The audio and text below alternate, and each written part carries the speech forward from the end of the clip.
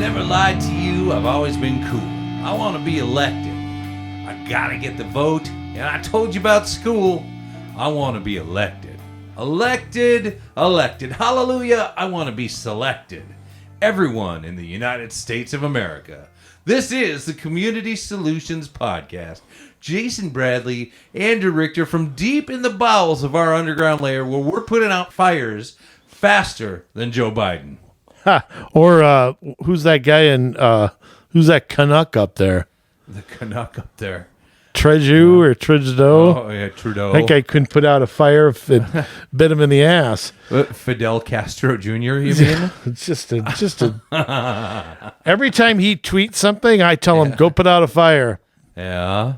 You know, I love Biden's comment too about Hawaii. He asked about the fires out there. You know what his comment was? Did you see this? No comment. No comment. Yeah. No comment?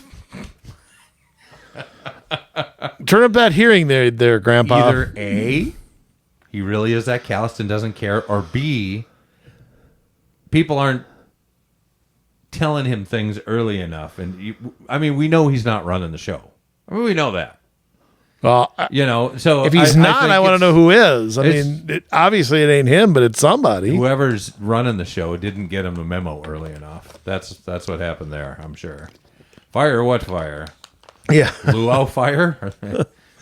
Ukraine. Yeah. Ukraine. You know what it reminds me of, too? Who's the guy who ran with Perot? Remember that guy? Ping pong match. Gridlock. It's the greatest Saturday Night Live skit. One of the best was just Gridlock. Stockdale. That was his name. Yes, Stockdale. That was it. That's what it's a ping pong match. It was, that debate's on YouTube somewhere. But by the way, the song. Yeah. I might know that. Okay. I know the song. I think it's Alice Cooper. You're right. All right. Okay. Alice good. Cooper elected. All right. Yeah. Well, that was one of his early ones. That's early 70s, maybe mid 70s. Yeah. Let me find out what year that was. I think of him with the heavy metal kind of run in the 80s, but yeah. Right. Yeah. Trash and all of that. Hey, Stupid. Those albums. But I'm a fan of like the early stuff too. What year did that come out? Goodness. It had to be the 70s. Oh, there we are. 72? Okay. So that predates me. That's right. I wasn't around, but I study history. Yeah. So absolutely. what you been doing? We haven't seen each other for a while. I know in the radio world, it's not really like that, but we haven't recorded for a while. But right. I was out of town playing music for a little while, and so doing 3-a-days, that's always fun. Morning, afternoon, and evening. I do love it. I look forward to it. Well, Jay, you rank up there with Robert Goulet. Yes, that's Did probably I just true. date myself there? Engelbert Humperdinck. Burt Bacharach. Yeah. That's the Tonight Show in the 70s. Johnny Mathis. 3-a-days, huh? So you did more than a football camp. Yeah. Oh. Absolutely. Those wimps do 2-a-days. I was doing 3-a-days. So yeah, 2-a-days, nothing. What's that? An hour or two a piece for those guys? Come on, jeez. Oh, I know. You work an 8-hour day. Yep, I better get after it. But yeah, so I've been out of town doing that. I think I'm finally back in the saddle. I got to get my lawn mowed, but other than that, I think I'm caught up. Yeah, no kidding. There are a bunch of frogs jumping around in your front yard. Is that so? There was something. I don't know. Something jumped over me. I got stung by a bee in the back of the leg today. So that's terrible. Sat right on it. Oh. Now it's itching. It was hurting before. Well, now it's dead. At least you can. It is that. Without it's dead, and it was in about 50 pieces when I was done with it. So yeah, I know I did sit on them, but which had to hurt. Usually when they sting you, isn't that it? Isn't that curtains? I when think they sting so. You? It depends maybe on the variety, but. I tell you what, the worst is getting stung in the ankle. It happened to me mowing my old backyard once. I stepped in a nest, didn't realize it. I didn't have any socks on, and I got stung on each side. That hurt like hell. Oh, I got a beat. I was a kid. I was fishing on the dock up at the cabin, Black Oak Lake. Got a snag in the tree because I'm a kid, so that's what happens. Well, Jay, I still do that. I'm gonna climb up the tree, get my hook out, and it turns out there was a nest up in the tree, and so I was covered in bees or hornets or whatever.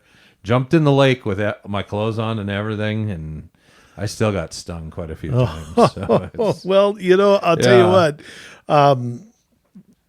I'm so cheap that I can remember, the old hooks you get, that used to be 20 for $1. I'm sure it's more expensive now. Like the old eagle claws? Yeah, I had a northern swallow one, and I couldn't find my spreaders. Okay. And I'm like, they're here somewhere. The hell with it. I'll just go. He was a small one. I was going to release him. You're right. And instead of cutting the line and just putting another 5-cent hook on, I went in there after it and slipped, and he got all 4 fingers. Oh. Yeah. Oh. I pried him open pretty quick. Yeah. But the northerns have teeth. A lot of fish don't. Oh, yeah. It's like, bass, they don't have teeth. No. So, but a northern Oh, yeah. It hurt. He's hanging off my 4 fingers. It was I was bandaged up pretty good. I was like, I'm cleaning the next round. Yeah. I was a little ticked. But, oh, well. Oh, boy. It hurt like hell. Sorry to hear that. Yeah, well, it was a long time ago. I was young. I was like 30 something. But I mean, that's what builds character, though, too. I mean, we try to protect our kids from all that now, right? Oh, little Johnny can't do this because it might cause some stress or something. Well, I think there's a I don't know. I think there's a reasonable amount. Right. Show your kid and an unreasonable amount. Yeah. I think with the internet and stuff, you're in so much less control over that stuff than you used to be. Right. Although I always say, who buys a kid a computer? Who does that? Who buys a kid a phone? I mean, you're in charge of what they're looking at. But there is that stuff. I'll tell you what, though, nothing builds character like defending yourself. That's just my thought. And when I was a kid, there was a contretemps every day. Nobody thought anything of it. Yeah. I don't have a good friend I haven't punched at least once. I mean, it just... it's just, I mean, there's a line to cross there, though. I think that there's an excuse, a mental illness for everything now. People want to chemically babysit their kids, so they can go watch Netflix. And I think that there's an epidemic of that going on to label somebody and throw something at them. So there's a lot being thrown. There's a lot being thrown at but it just, I hate doctors. I hate their guts. I don't want to talk to them. I don't want to see them. I hope I die in 10 seconds and never have to get operated on or anything because I don't want to be anywhere near them. Well, I don't trust them either. Yeah, I'll tell you that. I mean, it's not that. I mean, my own personal doctor, I've got a little bit of a relationship with, so there's some rapport there. But I let's just say I've seen a friend go through some stuff recently, and if I ever have to go into the hospital, I'm just hoping that I die before I get there. I don't know. Yeah. I just, like I said, I just want to go on a dock or on a boat, just keel over there. That's all I ask for is to die how I want to. Is that too much to ask? But it just, I don't trust. It's hard to trust people nowadays. It's hard to trust doctors think it's okay to change genders and think it's right. You take an oath, to care for patients. And that oath comes ahead of everything. It comes ahead of your salary, comes ahead of your when it comes to doctors. You watch Leave It to Beaver, and a doctor comes to somebody's house, takes a $50 payment, and goes home. I mean, that's what we need to go back to. Well, and they used to treat the patient. I mean, they no longer treat the patient. It's the averages. What do the books say? I'm sorry, but everybody's Patient different. X. You can't go based on the law of averages when you're dealing with human beings because they're all different. No, but it's all about a label, putting a label on somebody, putting them in a group, and just kind of like everything else is right now. It's that's the Yeah. Fortunately, that's where we're at. The hell are you looking at there? It's funny that you bring this up. I guess. I don't know. Did you bring it up or did I bring it up? Anyways, this feeds rewind directly. the tape. I want to know if I. It's funny because this does lead into directly what I wanted to talk about today. Before we get to our main topic, which is going to be terrible. So, is this equally terrible? Yes. So make sure you stay tuned through this terrible thing for the next. Like Charles Barkley said, it's gonna get more terrible. Terrible, yeah. Exactly. Man, it's like I'm a stereo. There's bass and there's turbo. So recently, I'm not going to say you took notes on this. This has got to be serious. I did. This is serious stuff. Recently, and I'm not going to say how it happened. I got to keep some of my measures covert so I can fly under the radar. I was alerted to a meeting that was happening in St. Louis Park, and it was being put together by our good friends at Isaiah. Oh, do you remember Isaiah? We did a podcast Isaiah on Rider. Isaiah, right? Remember Zeke. In fact, in that podcast, we went through their list of their board, and it's supposed to be basically a religious organization, but that's just so they don't have to pay taxes. It's really not. Well, remember, their board had one clergy member on it, and everybody else was from government. Yeah. Right? And so something like that. Yeah. That was an episode from probably 5 years ago. It was a long time ago. It was a long time ago. But then shortly thereafter, remember, we went back and looked again, and all of a sudden everybody had listed their religious affiliation. Do you remember that? Yeah. So they're listening. They're all tonight, non-denominational. They're listening Hindu. to this too. So it's Unitarian, Universalist. I believe in something. Yeah, it's somewhere. Government, religion, whatever. Yeah. Anyway, so I found out about this meeting. Turns out your good friend, John Marty, is working on a bill for single-payer health care in Minnesota.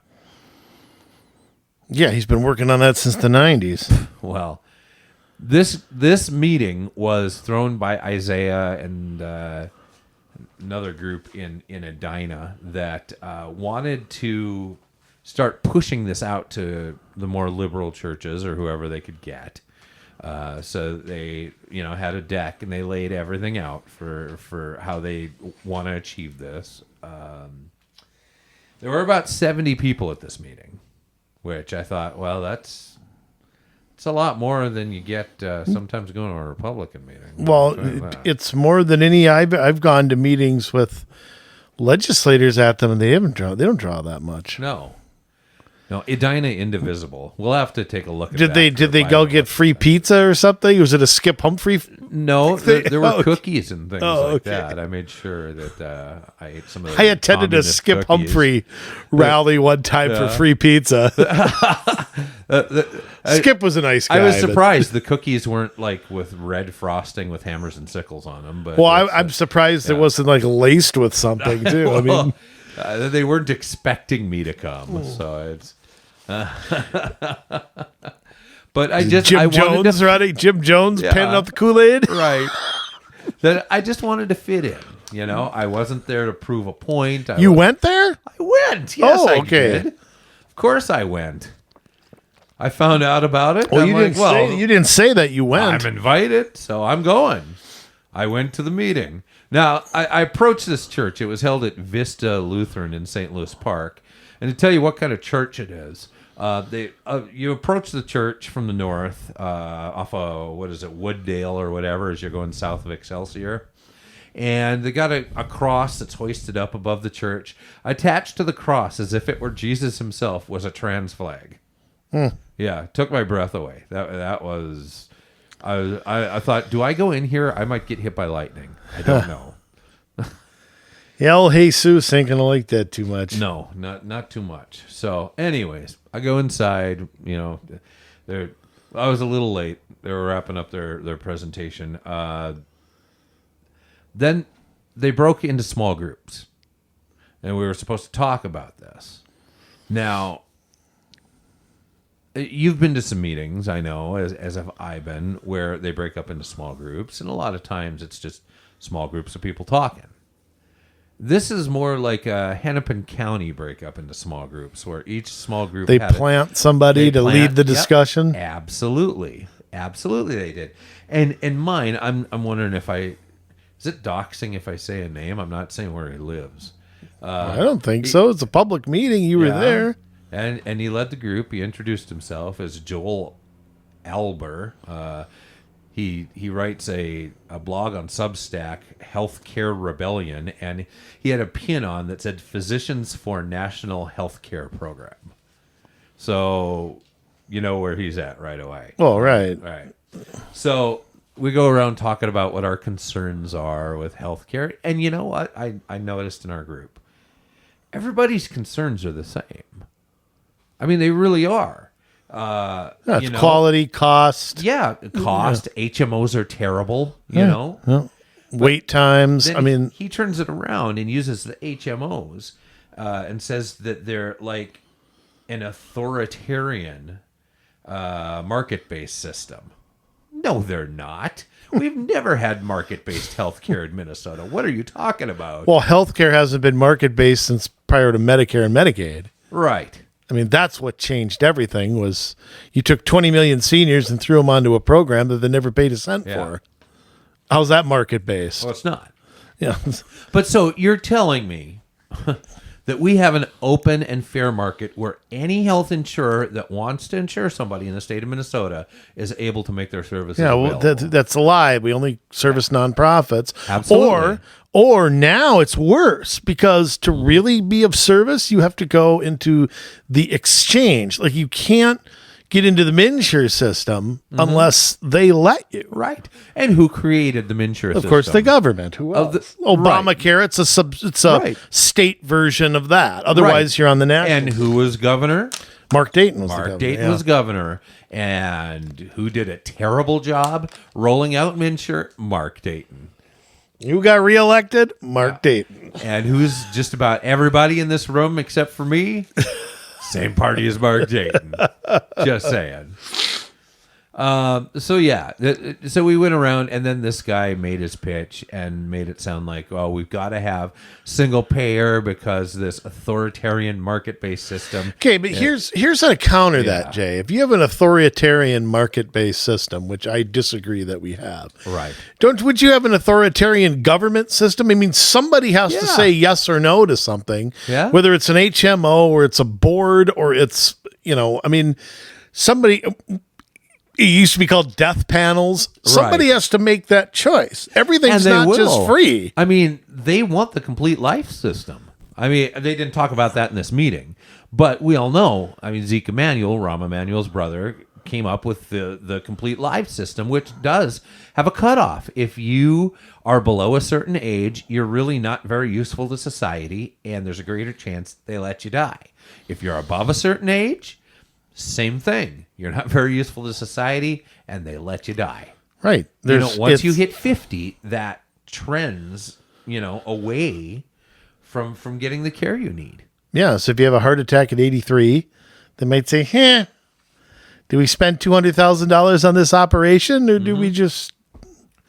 somebody's going to say yes or no to it. And we see it in Canada. I mean, look at what's happening with the Canadian healthcare system, where they're pushing euthanasia. Yeah, they're Canucks. They're Canucks. As a viable option. Like, if you're depressed, if you're terminal, if you're depressed, for crying out loud.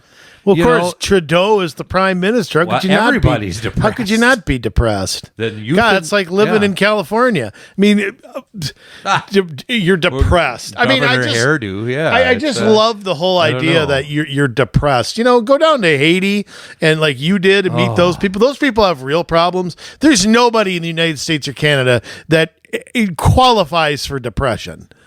Yeah. Me, I don't believe that exists. I believe it's a fantasy land created by pharmaceutical companies who want to sell you drugs. I would say for the most part that is true. There are people that do have real issues, but they're few and far between compared to the number of people that just get anxiety drugs pushed upon them. Right, but here's my point. If I walked into a doctor's office and said, I think my blood pressure is just out of control right now, nobody would turn around and give me medication without running tests. I one time had high blood pressure. This guy wouldn't prescribe me anything till I came back again to make sure I wasn't anxious for an appointment. Or he goes, don't get alarmed at one test. Yeah. But if I walked in and said, I'm feeling sad, Yeah. I would walk out of there with a prescription 100 out of 100 times. Right. And that's voodoo science. This is supposed to be science-based. Right. And not based on feelings or what somebody tells you. You know, if I said I think I'm a diabetic, nobody would prescribe me insulin and say, hey, call me in a couple of weeks. No, they would figure out if that was really the truth or not. They would give you a A1C test and they would do a lot. They take my blood sugar over a period of time. Right. I have friends who are like type 2 and all that. And you don't just walk out with a diagnosis in 10 minutes. No. So, I mean, it just... I don't want to digress on this too much, but you know, the idea that 2/3 of us have some sort of illness in their head is just mind-boggling, idiotically stupid. Yeah. Throw your frickin' Zoloft away and your Cialis and all that. You don't really have a problem, okay? Cialis, you might want to keep. Well, the prescription of psychotropic drugs is a huge problem in the United States, and our kids are trapped on these things, and it sends them into psychotic periods. They have these breaks with reality. I'd have been hooked to an IV of that stuff when I was a kid. Yeah. But my parents, go outside. Come back at dinner time. Yeah. Go run around, ride your bike. Yeah. We don't want you here for the day. Okay. Yeah. That's how they dealt with it. Yep.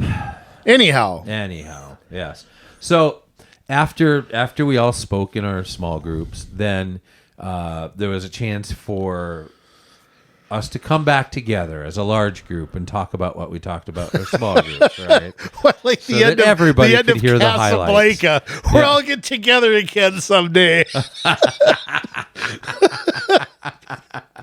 So one of the guys, he was from Isaiah, was talking about something, one of the comments that were made. And I don't think he thought before he spoke, because he was like, we're not really trying to put anybody out of business here or anything. All of a sudden, there was a good number of people in the room that hardcore leftists that were started like catcalling and stuff. And saying, we absolutely want to put these insurance companies out of business. Absolutely. And then he backtracked and he was, maybe we can keep them around just as like data entry people and stuff like that. But so it was not a friendly room. Let me just... in fact, Sue Budd was there from St. Louis Park City Council. Sue Budd. Sue Budd, yeah. The Bud with 2 Ds? Yes. So we went around, and after that little kerfuffle, they passed out a sheet of paper, and they said that we want you to promise the group you're going to do something about this.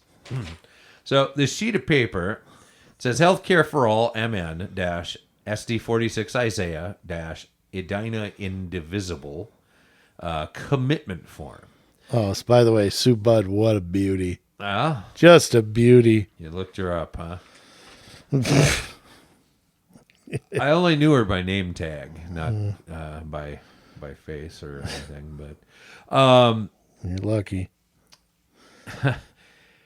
Here's what this commitment form says. It has a bunch of check boxes, and it says, I will help build power to advance health care for all by... And here's the ways they want people to do this.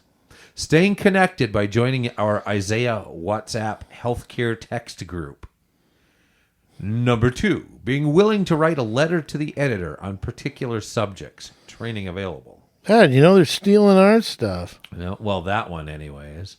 We don't have a healthcare text group. 3, amplifying our progressive narrative on Twitter, Facebook, TikTok, and Instagram. 4, making phone calls when needed. 5, participating in a one-to-one conversation. With who? 6, being trained to have one-to-one conversations. 7, attending or hosting an Isaiah house party. In quotations, that wouldn't be much of a party, I agree. Volunteering at the HCAMN booth at the Farm Fest in Redwood Falls, August 1st through the 3rd. The next one, volunteering at the HCAMN booth at the State Fair at the end of August. Next, joining the Isaiah team in my Senate district. Next, signing up for the HCAMN newsletter and email updates. Next, joining Edina Indivisible. And liberty and justice for all. Yes. And justice for all, what were the lyrics? Justice is raped, justice is gone. Yes. Participating in a research visit with key healthcare policymakers. And lastly, it says, I am interested in the activities I checked, but before I can commit, I want to learn more. What might I be asked to do? Time expectations, schedule, etc. So what are you committing to, email, Jay? mobile phone. Well, as you see, I have the sheet of paper with me. I got it out safely. But they were watching pretty closely. They were watching to see who was filling it out or not. That's why mine's written on, because I started filling it out for fun and then slid it into my notebook. But there was another lady that wasn't filling hers out, and somebody came up to her and put pressure on her to fill it out. Why aren't you filling yours out? I'm like, goodness, that's a little harsh.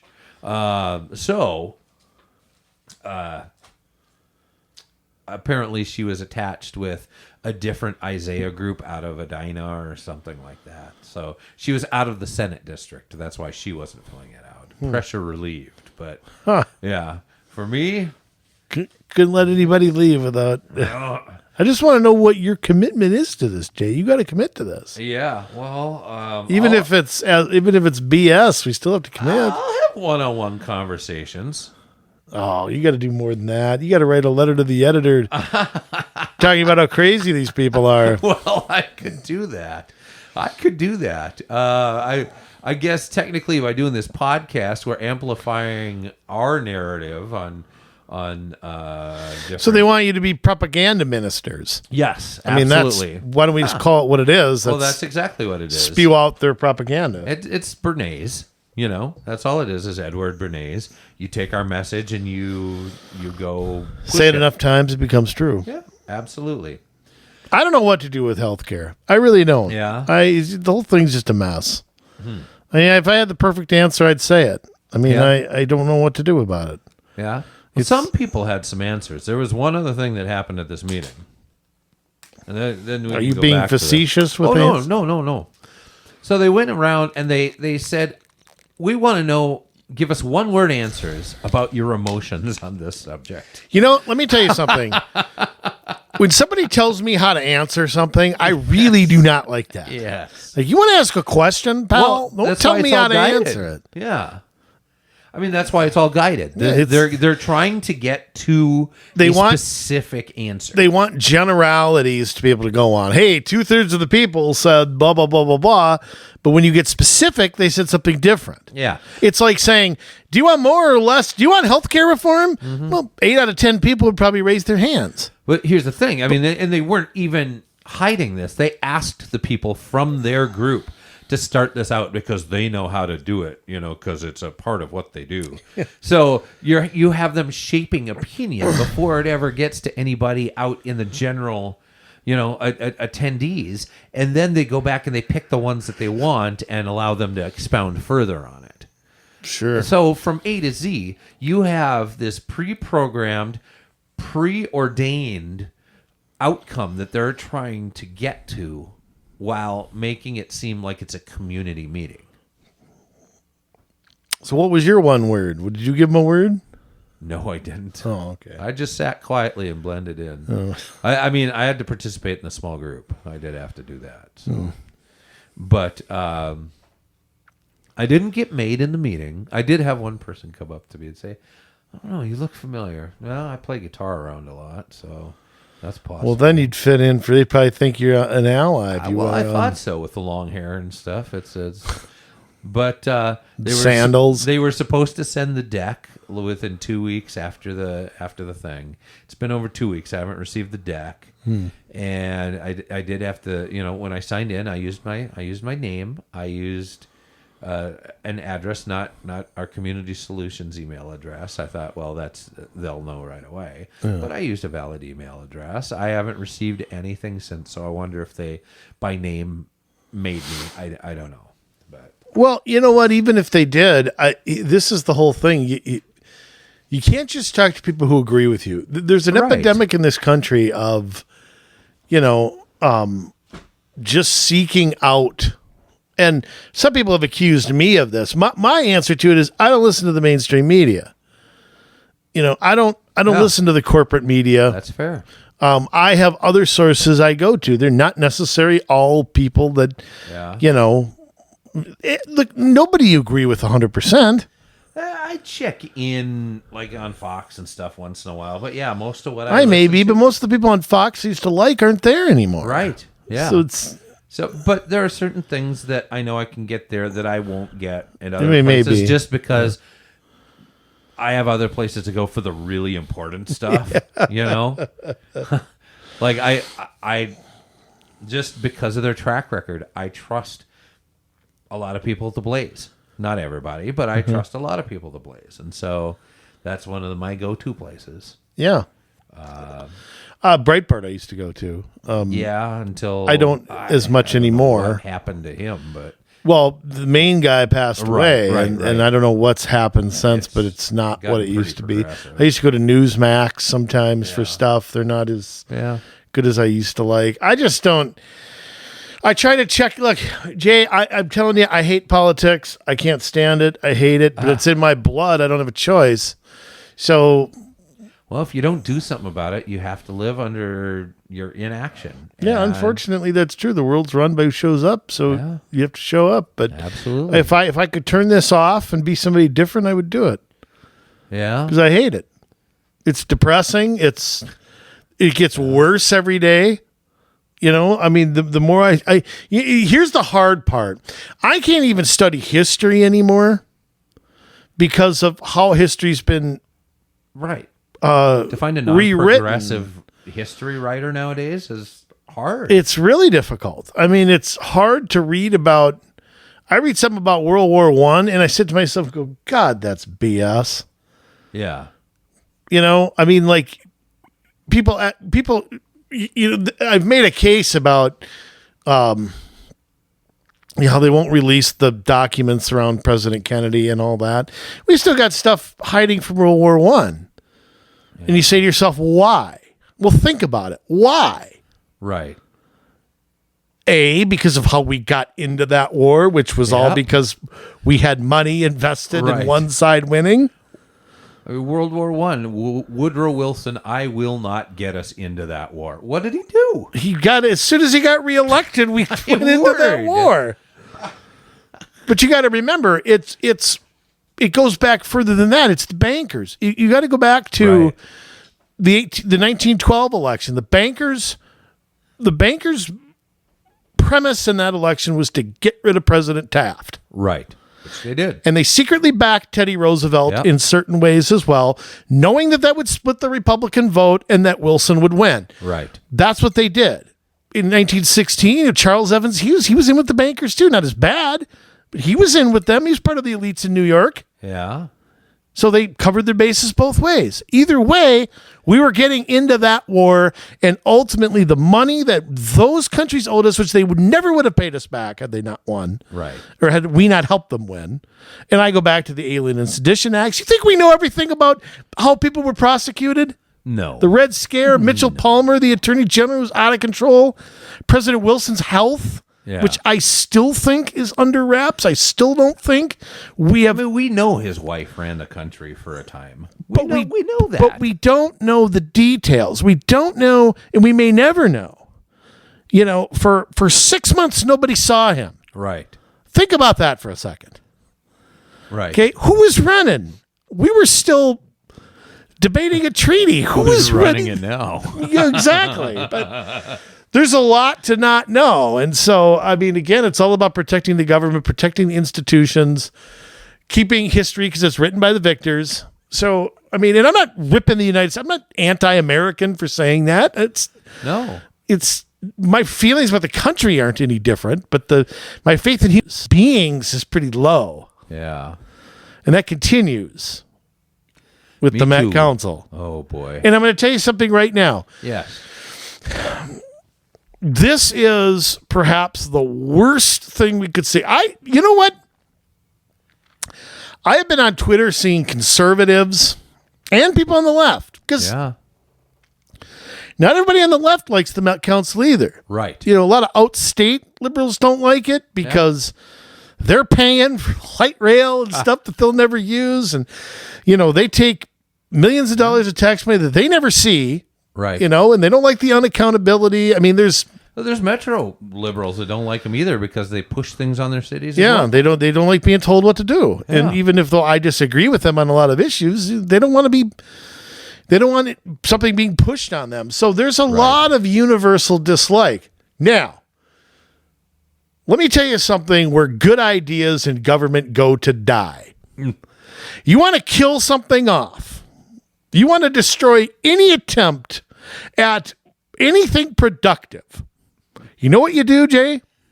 You get the old blue ribbon panel going. Yes. This reminds me of that scene in Revenge of the Nerds where the destroy the nerd's house. Okay. And then they lambda, they try to blame Alpha Beta for it, and the quarterback says, well, we'll get to the bottom of it. I'll create a blue ribbon panel to see who released it. The hell you will. That's a recipe for doing nothing. Yeah. Okay, so there's this great blue ribbon panel that's going to reform the Met Council. I'm going to tell you something. This is going to where I see this going is going to make everything 10 times worse than it is. Hear me out. Yep, I agree. Because all they're talking, look, I hate the Met Council. Mm-hmm. I hate a layer of government that's become a monster. It didn't become a monster overnight. Okay. Republicans are just as much to blame as Democrats. It is the uniparty. Yep. Okay. I don't hold. This is not a red versus blue statement. The worst thing you could possibly do on the face of the earth is make this body elected. Because you legitimize the Met Council. Now all of a sudden, well, hey, you can't bitch. Hey, you elected him now. It never goes away, and their powers never decrease once they do this. Yeah, go out in Portland and see if an elected Met Council is any better than the Met Council we have. Right. Now, in theory, on paper, you'd think it is. Right. That's democracy, after all, right? Yeah, republic. Well, yeah, you know what they say. Yeah, I mean, democratically elected. Right? But you know as well as I do, it's going to become the Park District on the ballot. Right. It's going to become judges. People are going to run with a partisan label, but it won't be, nobody will put that on the ballot. Mm-hmm. Okay. Right. So it's going to get filled, just like everything gets filled with people who are put in certain places to move up the political ladder. Yes. Okay. That's the worst possible scenario that could come out of this. Even worse than the Met Council right now is an elected Met Council. And let me explain before we get into explaining all of this so that you hold in context where we're coming from. For how many years has one of our taglines been "End the Met"? Right? Yeah, no kidding. That's our view. That the Met Council, it started just with wastewater, and then it grew into figuring out conjoining streets between cities. And then it picked up transit when all of the private transit companies went away. And then the government put them out of business. The government put them out of business. Parks, it became, yeah. Yeah, and projections on population and housing directives. And it's grown into a monster. And the government has allowed the scope and the power of the Met Council to grow and grow and grow and grow. We would love to see it taken back to wastewater, and that's it. And is that even necessary anymore with the Twin Cities all built up? You could have that handled by a private company. easily. Well, transit know? used to be handled by. Absolutely. You could have that handled differently. But you have to eliminate the Met Council as it stands today, or you are only going to have a behemoth that continues to grow in power, continues to put more pressure on cities to build their cities in a certain way, and electing them isn't going to be any better. Because, like you just said, that's like the park district or like county attorney on your ballot. I don't know who these people are. Right. It's judges. Yeah, it's judges. Yep. And Well, so you're electing people you know nothing about to do a job that you don't understand. How is that going to be helpful? Well, and I'll tell you what, if you really want Met Council reform, and I've heard every Republican come to a Tea Party meeting, and they'll say one thing there and say something different at the Capitol, which always pisses me off because it's just knowing your audience. And there's a handful of people who want to do something, but my way, I would like to get rid of the Met Council too, but I'm practical enough to understand that the Met Council didn't grow overnight. It may not dismantle overnight. Right. And the first step to doing what you are saying, Jay, is to dismantle their authority on a certain thing. Like you could say, okay, Met Council, we're going to eliminate your housing authority. Which they could do overnight. There's no need for them to be involved in the housing business. And I tell you what, they don't even have to do that. They could just not fund it. Yep. If they wanted to, they could take away and say, no, you know what? We're going to keep that local. We're going to keep that at the county level. We're going to keep that at the city level. That's what we're going to, that is an effective way to change that. Right. Slowly over time. You don't have to do it all at once. Maybe you can't all at once. Transit might require something bigger because you'd have to take bids on buses and you have to sell garages. And I mean, or lease them. I mean, there's more at stake to something, but you could lay out a 5-year plan to return transit either to the private sector or to a county level or something. I mean, I live in Maple Grove. We have Maple Grove Transit. Right. Why do I need another layer of transit on top of a layer of transit we already got? So you could put it under MnDOT. There's a lot of ways. Notice that never happens though. Notice there's never a bill or a hearing or anything that comes from anybody who wants to change this, left or right, because like you said, Jay, there's people on both sides of the aisle who don't like this thing. Right. So why don't we do that? Why don't you propose, let's debate, let's get something out in the open. Let's bring in so-and-so from the private world. They can lay out a plan or whatever, how they do this. Why don't we do that if we're really serious about reforming? I think this panel is cover for, well, really what they're interested in is. Right. And of course the panel is made up of who? County government. There's a guy from Move Minnesota on this, which is a pro-transit group. Yes. There's people from Washington County, Marion Green from Hennepin County. There's legislators. It's like, what kind of a panel is this? It's made up of the same people who fund this. And they got why are legislators in this? Why aren't they doing this at the Capitol? Right. Write a Why bill. are they doing it now? I mean, what is this? Exactly. Write a bill that you want to change it. Defund the housing section and slip it into an omnibus bill like you do with everything else. Nobody will know.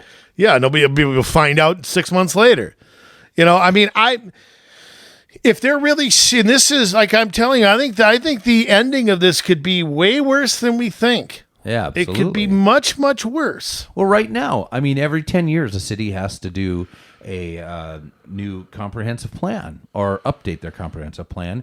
And if the Met Council doesn't like it, it goes back to the city. If they still don't like it after they redo it, they can use legal punishments to force or coerce them into compliance. Well, and again, you know, that's something, again, a good first step to change is to remove that authority. Absolutely. To say, look, City of Crystal or Maple Grove or Plymouth or St. Francis, or St. Francis. Oh, that's Anoka County. Yeah. Independents, whoever, they don't have to submit anything to the Met Council. Absolutely. They don't have to listen to your projections, or no, you can submit something if you want to. Yeah. Believe me, as a former planning commission member, I can tell you the Met Council is full of pardon my French, but they are.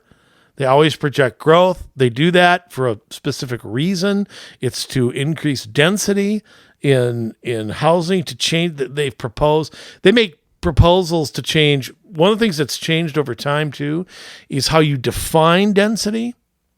Density used to be something per acre. One range was considered high, one was considered medium, one was considered low. Yep. They've effed with those numbers because they know high density is not popular. So they've effed with those numbers, and you can call certain things medium now and things like that's right out of the Met Council's playbook. So, I mean, again, that's another good first step. Let cities and maybe counties can help coordinate that. I don't know. And let's get as much government, outside government out of there. Why is somebody in an office at St. Paul writing something up for St. Francis? Yeah. They shouldn't be. So, they don't know anything about St. Francis. So I would challenge anybody who is on this task force or whatever it's called. I should look up what the hell it's called. Which is interesting too. I want to say this too. This is a problem too. I can't get a roster of who's on this task force. The only way I knew this was by watching some of this on YouTube. Yeah. There's not a roster of who's on it. And I don't know if Walz appointed these people or what, which again is another problem because he's going to stack it with his allies and then put some token people on there. But there is a meeting that occurred on August 9th. It's about 2.5 hours. I couldn't stomach more than an hour. It was horrible. Oh. It was just, oh my goodness. I mean, it makes Rocky V exciting. It was just, it was really bad. So, I mean, it was just, right. It's the usual doorknobs that you'd find on these kind of things. Again, I mean, I know one or two people on this too, personally. Yeah. And I may contact them in the future. But, my fear, though, is that the only thing that's going to come out of this is they're going to recommend to elect the council instead of, and of course, it's just a recommendation, instead of appoint them. And I think that makes things worse, not better. Yeah. Who's your Met Council rep, Jay? Do you know? No. Yeah, so. And if I don't know, nobody else knows. Your neighbor don't know. The guy at the gas station don't know. No. I mean, so. At least I can name what the Met Council does, which I would imagine the average person can't. Unfortunately, I mean, it's too bad.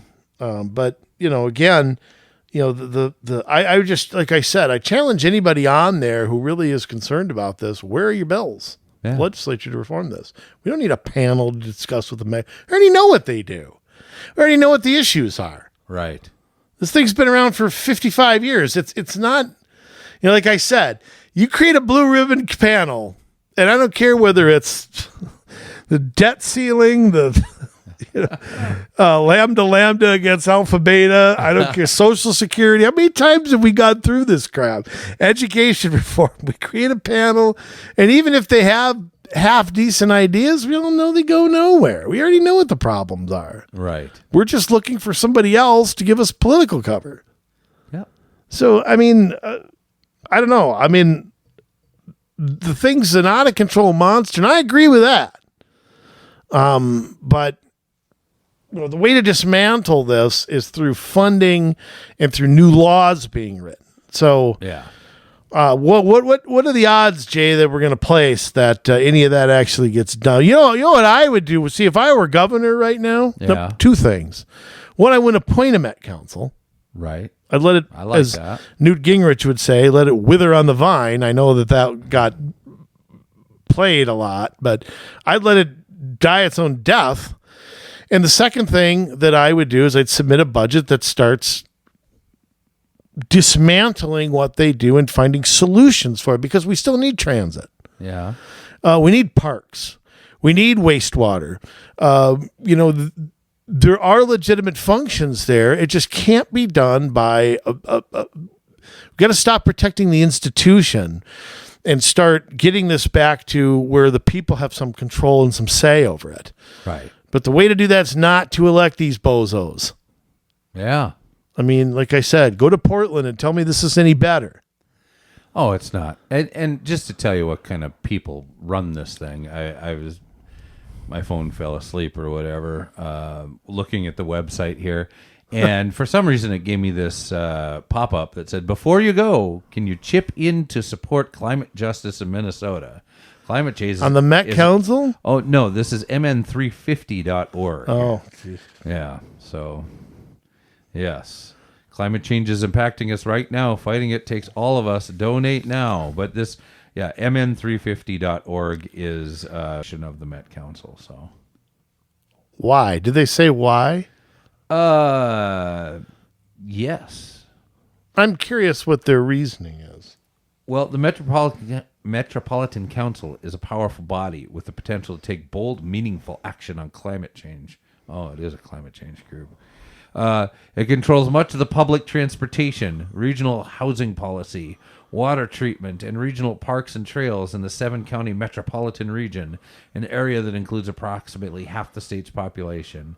It has a $1.2 billion budget and runs the third largest police department in the state, Metro Transit Police. We deserve a more democratic, more accountable council and the opportunity for community to be more actively engaged in the council's work and decisions. You really think the community is going to be more engaged? Like, go to a county board meeting sometime and you tell me how many people from the community are there. Come on.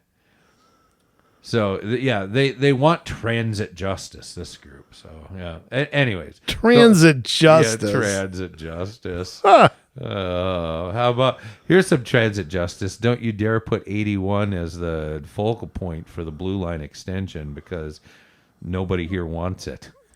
Well, how's that for transit justice? Well, I want to say something too. There's an article this is back in June, from Peter Callaghan at MinPost. Well, he actually does a decent job covering this. Oh, that's good. And kind of talks about how this came together. Southwest did a lot to kind of highlight this, and the 17-member task force led by legislators, but including other members, have 6.5 months to investigate how the Met Council is governed and recommend changes to the 24 session of the legislature. Well, I can do that in 5 seconds. Yeah. I already know how they're governed. I already know how I'd change it. Get rid of it. Yeah, I'd take a dump on it. That's how I'd do it. Anyway, these changes may well include replacing a council appointed by the governor to one made up of elected members throughout the 7-county region, while other options will be studied, such as a regional council of local government officials. The legislators who come up with the task force have strong. So a regional council of elected officials, like what, the County Transit Improvement Board? That what we're gonna have? Where I wear one hat, at one meeting, appoint myself to put on another hat. Why not? That's a solution to this. How's that? How does that increase accountability? Maybe that should be elected to get on the blue ribbon panel. Maybe you should be elected to that. Oh God. Both House Transportation Committee Chair Frank Hornstein and Senate Transportation Chair Scott Dibble favor replacing the current appointed council with elected one. Oh, well, yippee-dee-doo-dah. Didn't we just say that's probably only because that the pair of Minneapolis DFLers opted for a task force where, of course, they know it'll go to die. So the task force must give its report to the House and Senate by February 1st, 2024, which is a week before the legislative session starts, unfortunately for all of us here. Yes. Lawmakers could accept, reject, modify the recommendation. If the task force opts to draft a home rule charter for a regional government, it would need to be that's the County Transit Improvement Board style. Yeah.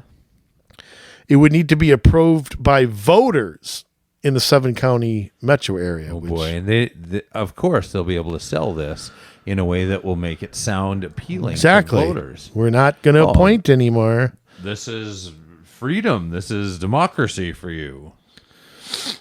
Dibble had favored moving directly to a charter commission to draft a home rule charter for the Met Council that would go before voters.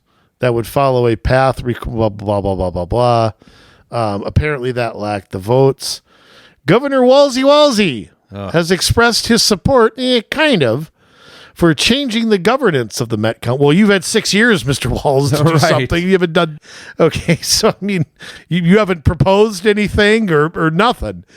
Even if it means that he and future governors would lose power to appoint all members.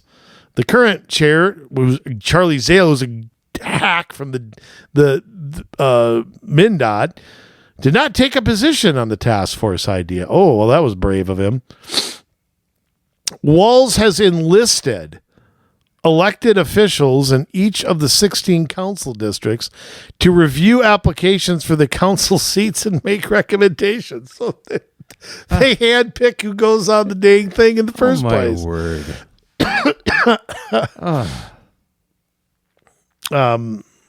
So I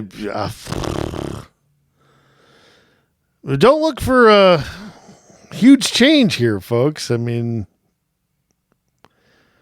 look for this to be, largely BS. I would say, but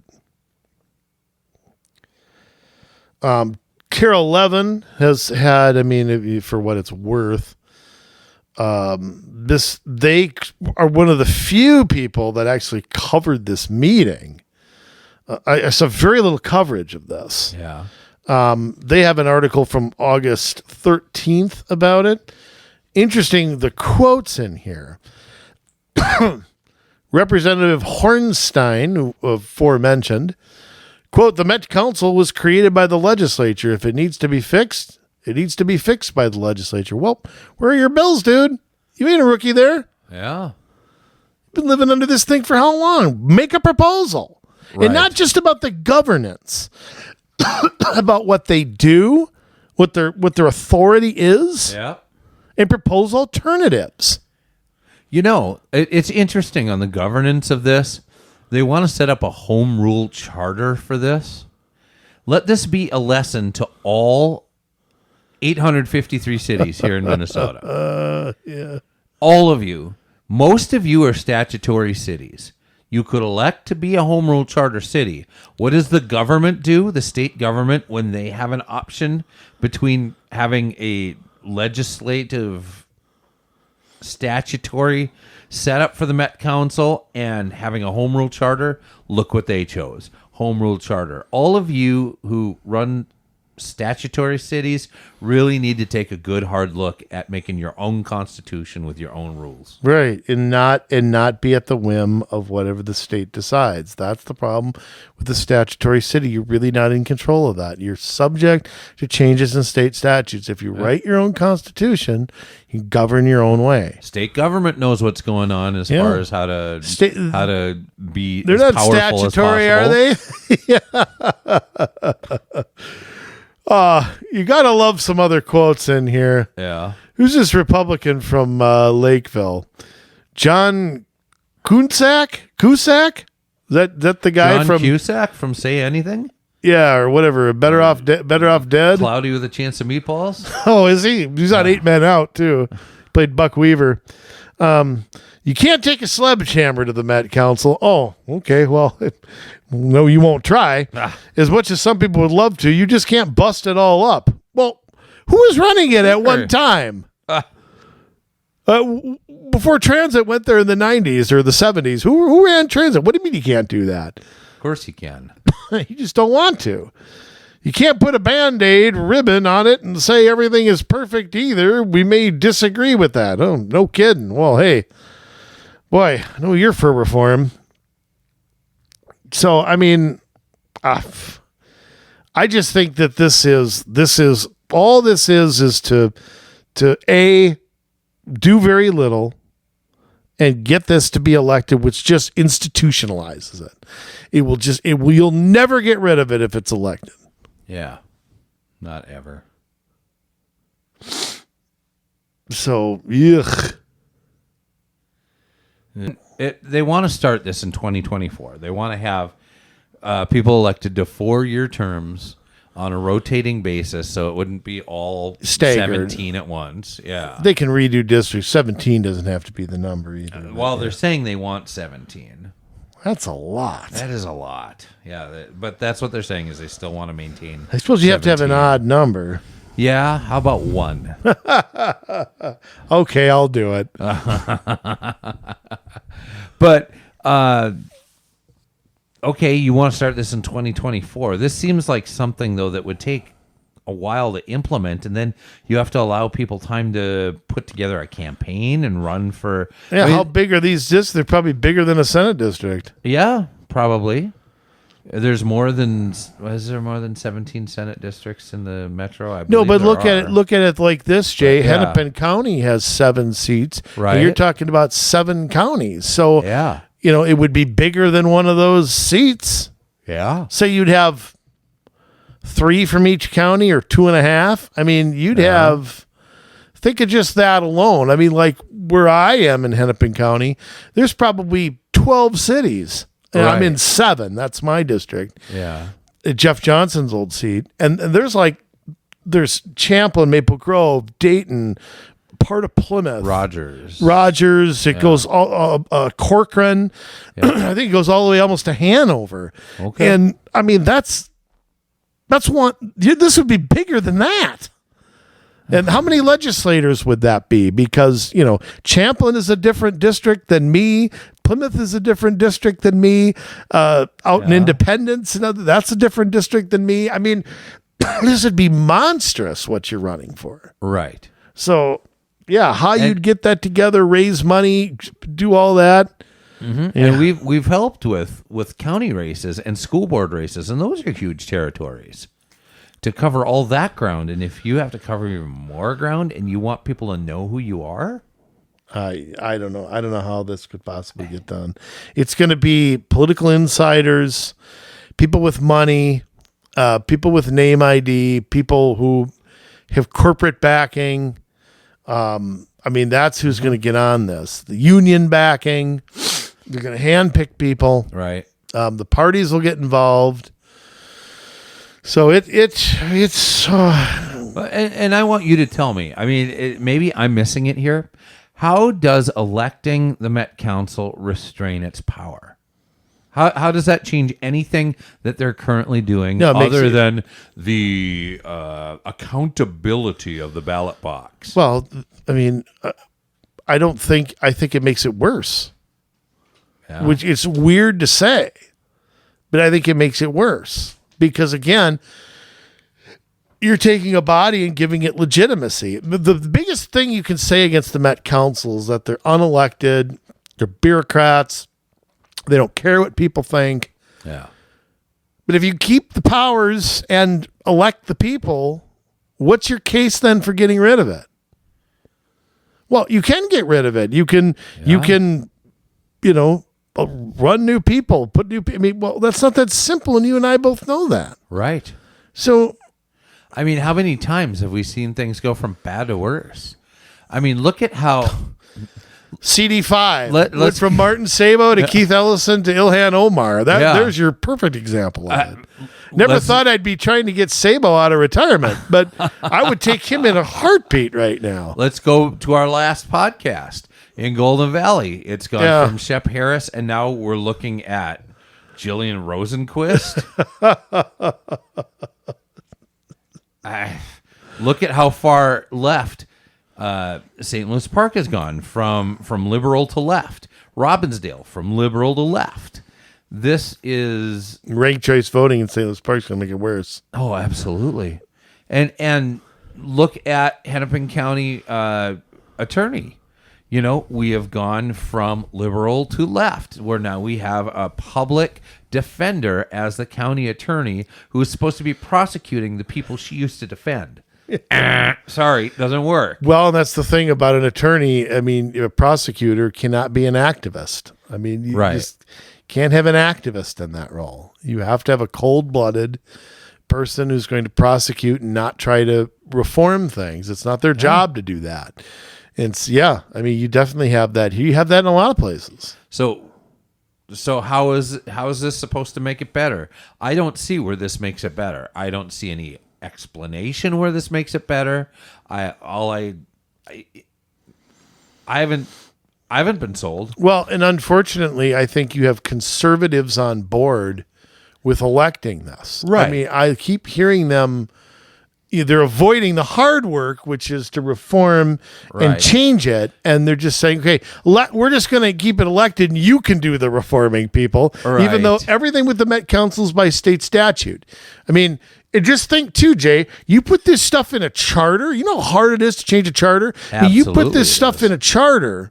Okay, that's like passing a supermajority constitutional amendments to change things. You're not going to change it when it's in a charter. Oh, no. That's almost impossible. I mean, that's very hard. I mean, you're looking at it, and I would they be able to change their own charter, or would that have to come from the legislature? It would probably come from a charter commission. To me, when you have a charter, you're self-governing. Right. So are they going to have a charter commission that's not made up of the 17 people that are elected? Not as a majority, no. It'll be a predetermined outcome like it always is. Yeah, it's going to be worse. Yeah. Not better. I mean, but I'm telling you, conservatives are cheering this. And I am this is why I talk about the uniparty over at St. Paul and in Washington. They're all avoiding the hard work, which is to take their authority and do something with it, which is the difficult, painstaking thing. They're avoiding that. And they're just going to say, well, it's elected, so you're stuck with whatever you elect. Yeah. All right. You know, so, I mean, like I said, I think this, and I fear this. I tell you what, I also fear a rush job on this, because to just go throw it in the ballot next year is not, again, that's not a good way to do this either. This has to be explained. It has to be deliberate. It's got to have, like you talked about, people wanting to run. Yeah. The legislative session runs to the end of May. You know this is going to pass in February. Oh, absolutely. But it all go at the last minute. Didn't you read something about where we have to be able to vote on this as the people? That's if it's a charter. If a charter is made up of the 7 counties, the voters have to approve it. I don't know that's true. When are we going to do that? When they're talking about having the first elections in 2024? That would not be for elected members. You would have representatives from the county make up the Met Council. That is one of the proposals. Like I said, County Transit Improvement Board. That's what it is. Yeah. It's putting a different hat on when you're on one thing and serving 2 masters, which is not possible. So, right. I don't know how serious that is. I don't know how serious support that has. To me, that's a Met Council under a different name. Like I said, it's a CTIB under a different name. So I don't think this is good. And but unfortunately, like I said, it's getting a lot of conservative support. Yes. And I don't understand it. Yeah, sure.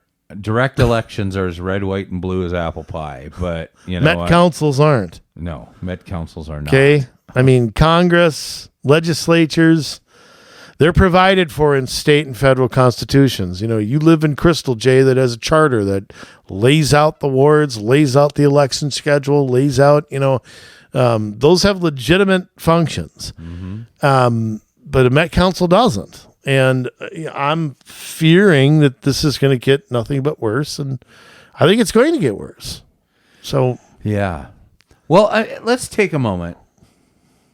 Go through some of these people at the Met Council right now. Charlie Zell, Metropolitan Council Chair, is chairman of Jefferson Lines. You tell me that's not a conflict of interest. Well, and before he used to be the MnDOT commissioner. Yes, absolutely. District 1, Judy Johnson from your former city of Plymouth city council member. Yep. Was formerly president of the League of Minnesota Cities and former board member of Metro Cities and Municipal Legislative Commission and the Regional Council of Mayors. She was a member of that. So that's crazy, you know? Reva Chambliss, District 2. She used to be in Brooklyn Park. Too. Human Rights Commissioner, consultant for engaging underrepresented residents in Brooklyn Park and other Northeast Hennepin County cities. Translation, black people. In planning for the Metro Blue Line extension project, which we all hate. Dr. Tyrone Carter, District 3. That one, it's more, looks like education, currently CEO and director of marketing and curriculum design for America's Fun Science. Okay. So he's worked as diversity program director for MnDOT Metro. And what is MnDOT? What is MnDOT with diversity? Council. I don't know. Do we have to paint roads different colors or something? I mean, what? I don't know. Diversity program director for MnDOT Metro. You have to, I suppose, have enough lines that are going into underserved areas, as they call them. You probably have to have equity in the hiring of bus drivers and things like that.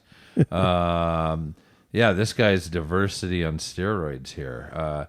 So he's the diversity program director of MnDOT Metro, member of the Diversity Action Council, developed legislative proposals and conducted studies having statewide impact at scope, member of Minnetonka Diversity, Equity, Inclusion Task Force, Minneapolis NAACP.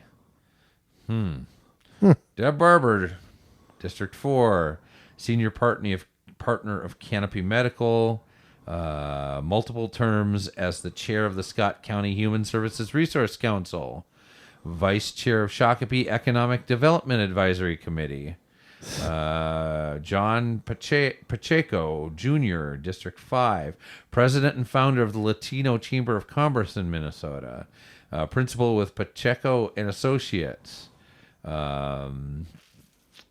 recent work with nonprofits to develop workforce initiatives to close employment that help close employment and training gaps for communities of color and indigenous communities. Director for U.S. Bank Foundation and Xcel Energy Foundation. And we've talked about foundations before on this show and the trouble they get into. I mean, there's 17. I'm not going through all 17 of these, but we see just through that short amount of people that are on there that's a lot of diversity, a lot of transportation, a lot of housing, so the things that a lot of the same, but it's all left. It's all the same stuff you keep hearing everywhere. You know, it's the same themes, the same backgrounds, the same buzzwords. Yeah. I mean, it's Wendy a nightmare. Wolf, 16, Lakeville Planning Commission, on the board of the League of Minnesota Cities. So it's the same incestuous circle that just keeps surfacing like bad pond scum. Is there good pond scum out there? Well, Jay, why don't we look in our crystal ball here? I mean, what do you see as, if they submit a report, and they recommend that they do elections, what do you think happens at the legislature? Do you think that gets through? Do you think it gets punted? I just can't see elections happening next year with this. I just don't see that. Not by 2024, I don't think. But I mean, what do you think the likelihood? Because there's a lot of bipartisan criticism, but there's not a lot of bipartisan. Hey, maybe we just shouldn't do like Southwest Light Rail. I mean, I don't know what an audit does. It doesn't seem to bother anybody that billions of my tax dollars are gone. No one seems to care that much. Yeah, I mean these people are the worst prognosticators I've ever seen. Whether it's figuring out future population growth, their projections are always off. Whether it's figuring out what the projected costs for a light rail line are, they're always under. It's worse than that, though. I mean, remember Hiawatha? We were told, there's going to be all this growth. Yeah. Go drive down by Hiawatha. It's homeless people. It's people in tents. That's growth of crime. There. Yeah. And and I mean, there's tax abatements. They've tried everything they can do to curry favor with people. Nobody wants to be down there. Can you blame them? No, I can't.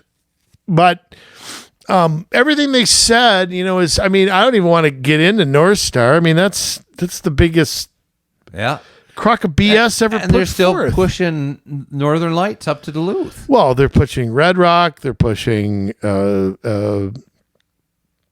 Gateway. Well, that ended up being bus rapid transit, but I still don't see the overriding need for that over there. No. So, I mean,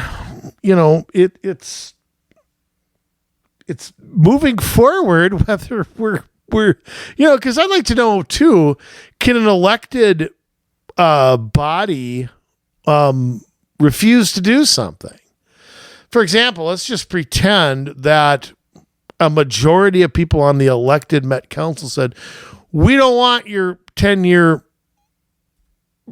comprehensive plans anymore. We've decided to let you do what you want. Now, state law says something different. Right. So would the legislature have to change that? Or could a majority on the Met Council go, no. Remember, the legislature wrote a law saying they handle transit in the 7-county metro. Right. Could an elected Met Council farm it out? Or would you have to change the law to do that? It'd end up in court probably, which is, I don't think that's very good because I don't think the courts are where that should be arbitrated. I'm sure they'd have to follow the law, though. I mean, it's like we elect people in statutory cities. They still have to follow the statutory laws. So then it doesn't change what the Met Council is all about. And that's even if you elect people who want to change it. That's my whole point. Yeah. Yes, is that it changes nothing. It doesn't reduce their power. It doesn't change the scope of what they do. It's not going to change anything other than make people feel good that they're electing the Marxists rather than having them appointed. But even if you didn't put Marxists on there, how much can they reform? I mean, you think about how much can they? I mean, they could around the edges. And they could, sure, but it's going to take acts of the legislature to change this, regardless. Right. Whether it comes to transit, whether it comes to parks, whether it comes to housing, wastewater, airports. I mean, it's amazing how many things they control. Reliever airports. What did the Met Council have to do? What does MAC have to do with that? Right. What? I mean, it ain't World War II anymore. Just leave them alone. Yeah. Oh, boy. Jay, you're always depressed. Why are you so depressing? You do have depression. I think that it's... Maybe I need to go on Zoloft? I don't know. Coming out of these shows, I'm looking for my Drambuie every time because it's I mean, it's just, 6 years we've been doing this and I just, I feel worse every time. Oh, boy.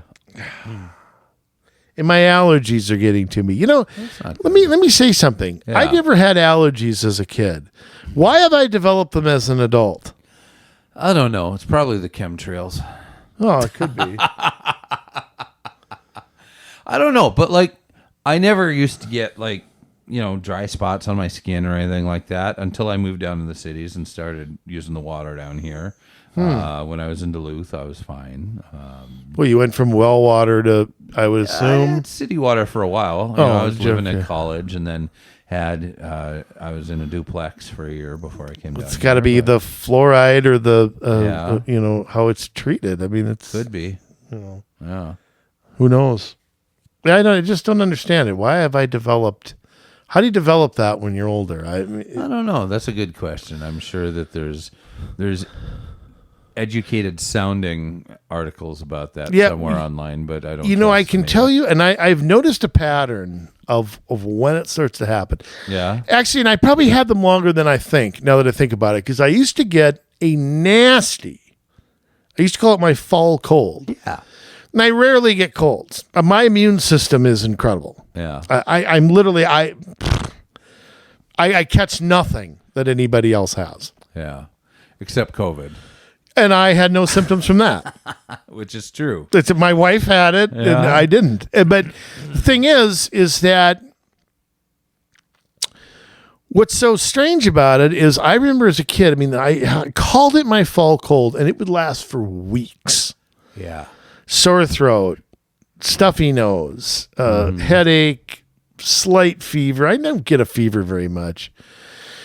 And then as I got older, because I've noticed change in temperature is a pattern that affects me for some reason. Yes. But I noticed a few days ago when it got cooler, that's when it started. It started a couple days ago when we were warm. Now we're going to get hot again this weekend. Right. So I just wonder, there just seems to be that. But I remember that when I was in ninth grade, I got the worst cold for about 2 weeks right after deer hunting. And remember, there was a school dance I wanted to go to, and I didn't want to go to school. My dad said, well, you're well enough to go to a school dance. You're going to school, dude. Sorry. You can nap in between if you want. Yeah. But it was right before Thanksgiving break. Right. And it was that Wednesday or the day before, or whatever it was, Tuesday or Wednesday. And I literally spent the next 4 days in bed. Huh. And I remember because Barry Sanders rushed for like 260 yards against the Vikings that weekend. So it'd be fall of 91. In fact, I touched on it when I was on with Brad Carlson.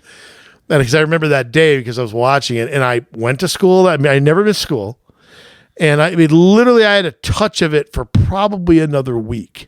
Yeah. And I remember there was the Survivor series on, and Russ, I couldn't go to my buddy Nick's house for that. So, I mean, it was... literally, and then every fall I would have it. Then it quit. Now it's come back. So I don't know. I don't understand it. So something's effed in the air. Something's screwed up in the air. And it's not just those frickin' Canucks who can't put a fire out. I mean, there's other things too. There's just something different in the air. I don't know if it's what kind of levels of what or something, but like I said, I mean, I rarely, if ever, get an illness. Yeah. And I can always feel my body fighting it, Yeah. and I might feel a day or two and then I'm fine. But a prolonged illness, I can't remember the last one I had. 10 years it's been. Huh. So. Yeah, Perfect. I don't really get them either. I get a cold once, maybe twice a year as the seasons change. And yeah, that's generally it. Huh. I don't remember the last time I had the flu. It's been a long time. Well, I remember strep throat always going around when I was I in never school. really got that either. I got it once from my kids, and that's it. Oh, okay. Because that's a pretty contagious one. Yeah. The most contagious is pink eye. Yeah. That's the most contagious thing on earth. And I hate to say this about my best friend, Kevin. Kev, if you're listening, sorry, but I got to tell this story.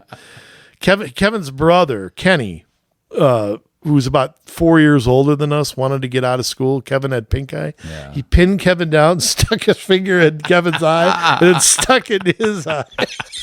It's one of the greatest. It just reminds me of Wonder Years, of the brother. That's something Wayne would do. It's just, give me this. I remember having pink eye, waking up with my eye completely crusted shut. And Wow. it took like an hour to get my eye open. I remember that. But it just went around like it was the most contagious thing you could get. I've maybe had it once or twice. I haven't had that a lot either. Now polio, that was terrible. No. Yeah, that syphilis you had, you got rid of it. Smallpox. That was a rough one. I'll tell you, I hope I never get malaria again either. I mean, that's all right, Jay. Well, you know what? We depressed everybody again. I'm going to rely on you to attempt here. Just try your best. I mean, I know these shows about the Met Council.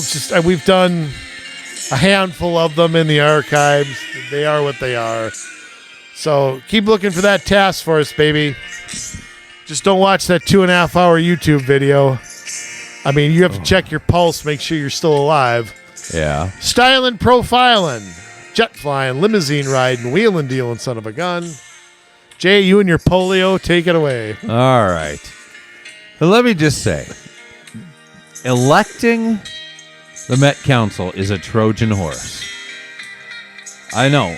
In this country, it seems backwards for those of us who are fond of our republic to say that, but this is an organization that shouldn't exist in the first place. We believe in less government, not more, so we're legitimizing an entity that provides us with more government. What we need is less. So let's end the Met Council. At least scale it back significantly. Let's do it in stages, whatever we got to do. But ixnay on the election, EA, right? I'm glad we got that. All right. You know, it is important, though. We do have a republic. And elections are an important part of that republic. I know this year there's a handful of those, and that's something we'll talk about at a later date, how we feel about, a lot of you who've listened for a long time know how we feel about odd year elections, but we do have even year elections that are coming.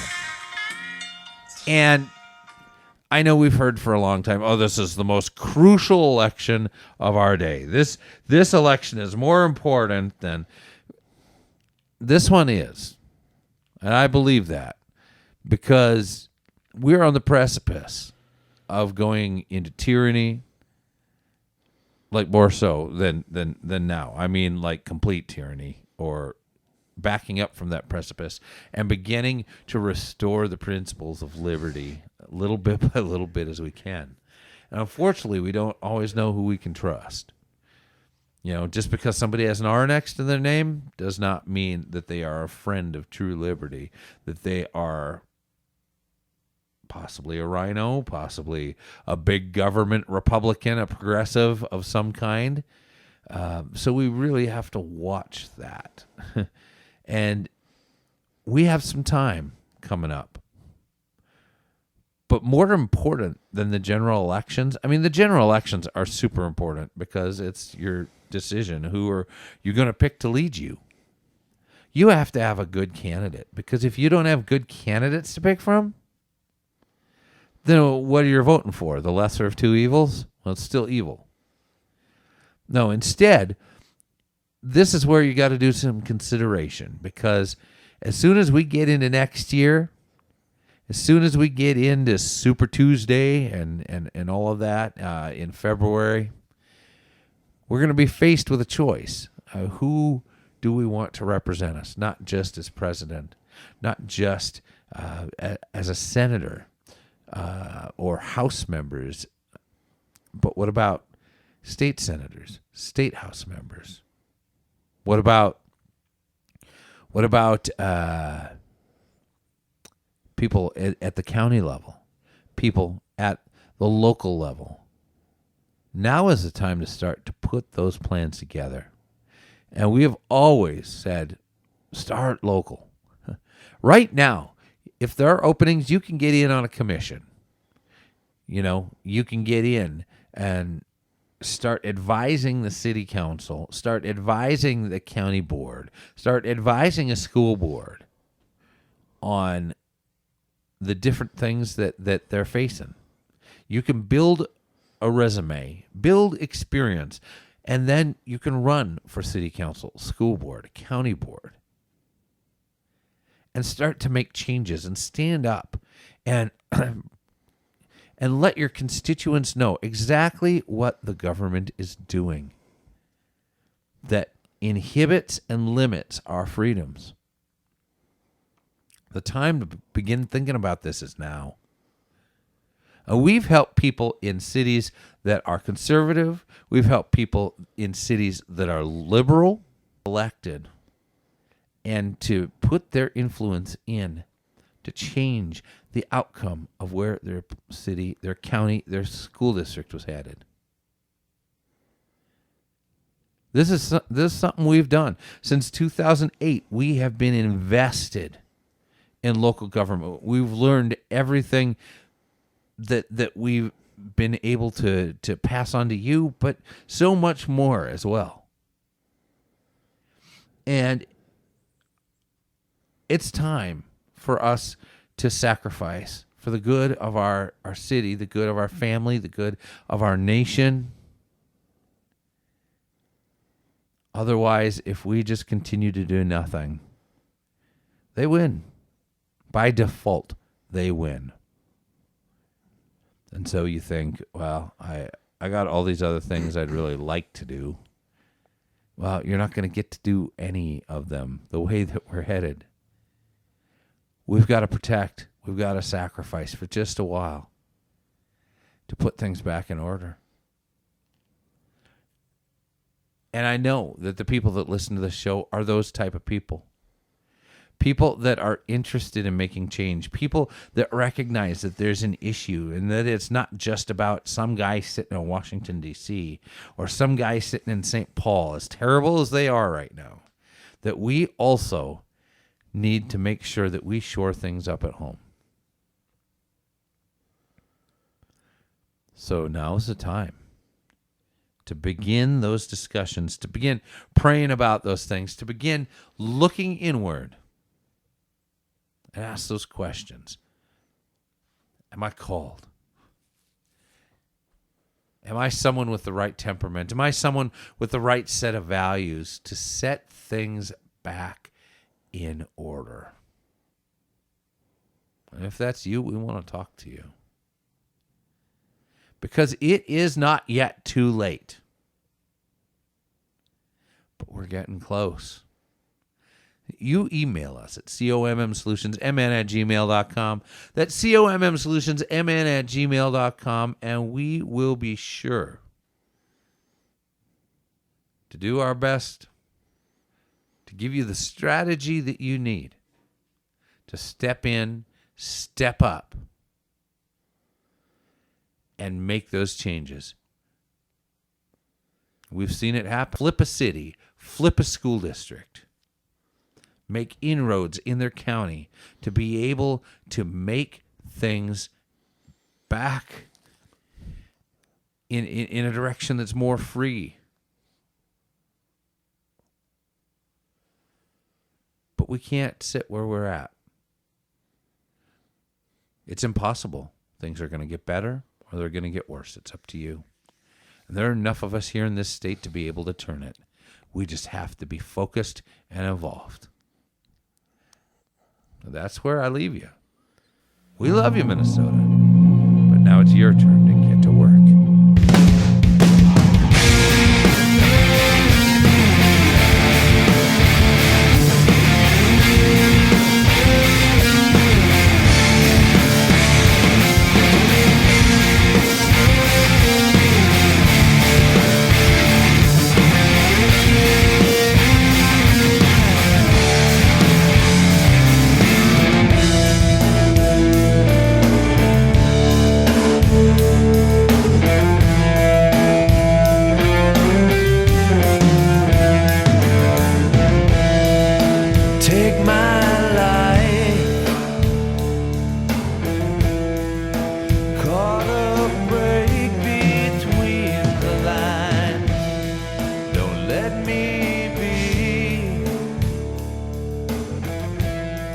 If I get too